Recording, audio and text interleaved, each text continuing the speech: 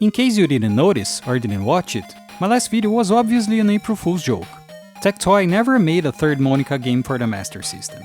But I did. The game you see there is real. I made a Mônica hack out of Wonderboy, and the link to download it is in the description. Now you may be thinking, but what about the cartridge and plastic case you've shown? That's the awesome work of LMS Repro. I sent them the cover art and label, plus a manual in the format they usually make for their games, and they made the cartridge for me. I decided to make this video to talk a bit about why I made the hack the way I did, so I can explain, especially to my non-Brazilian viewers, the process of adapting the game to our cultural background, as some decisions may not seem obvious to those who don't know Mônica's comics. Plus, my last video was in Portuguese, which may have confused some of my regular viewers. I always thought it would be cool if Tectoy made a Mônica game out of the first Wonderboy game, as they made versions of the second and third game of the series on the Master System. When I decided to make the ROM hack, the first thing I had to do was to decide who I would replace Tanya with. My first idea was to use Magali. She's the second most popular female character in the comics, and Mônica's best friend. She's this skinny girl who eats a lot, so it would be nice to have her there and explain that all the food Mônica would gather along the game was left behind by Magali when she was kidnapped. Something like the breadcrumb trail in Hansel and Gretel.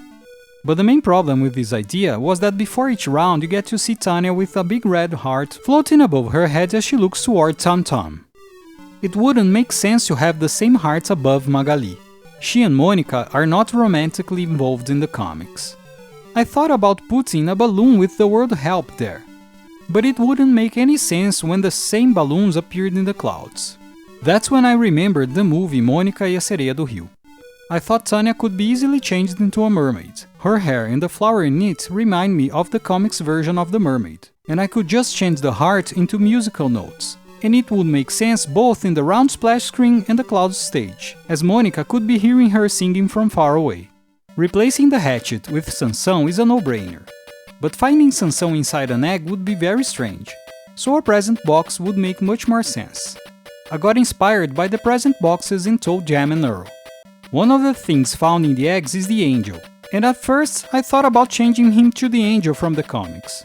I changed the color of his clothes to match those worn by Angel, but the sprite was too small. It wouldn't make sense, since he's the same size as Mônica in the comics. Then I thought about the Estrelinha Mágica, which seemed a good fit. First of all, Tectoy had made a toy based on it, and it would be a nice homage to another Mônica feature film. On top of that, it would be a nice nod to Mario's star, as it is also the invincibility item in this game. Then I decided to move Angel from there to the role played by Pina, Tanya's sister in the original. At first, when I was still thinking to use Magali as Tanya, I thought about using Cascão here. He's a very important character in the comics, and out of the four main characters, he's the only one who isn't a playable character in Turma da Mônica em O Resgate.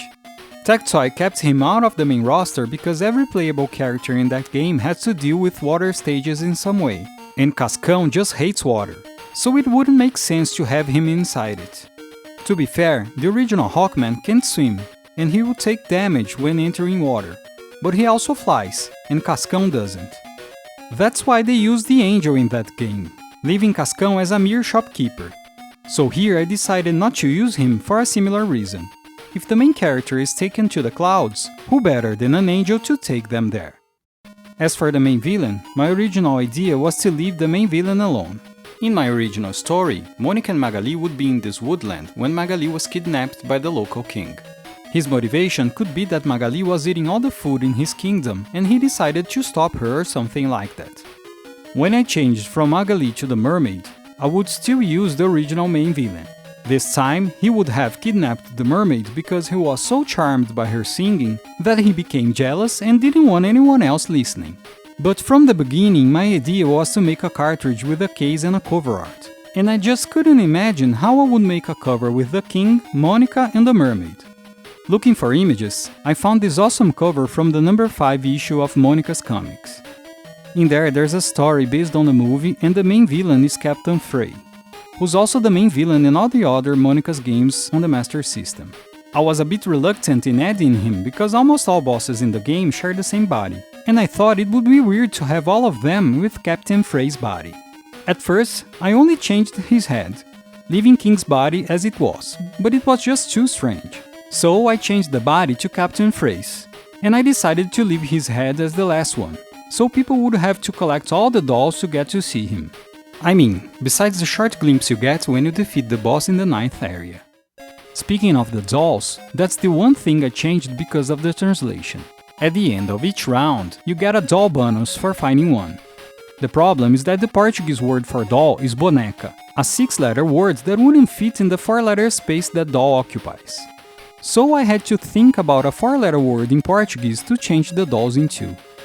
The Portuguese word for fairy, fada, would fit there, and Mônica even calls fairy the mermaid in the movie, so I thought it would be a nice change. I decided to keep the main design of the original doll, just resizing it and adding wings. This is a nice example of how adapting and localizing a title demands more than just translating. Here, the length of the word dictated the kind of item the main character would get. All the rest was kept the same, except for minor things like the skate, which got new colors just to contrast with Mônica's dress.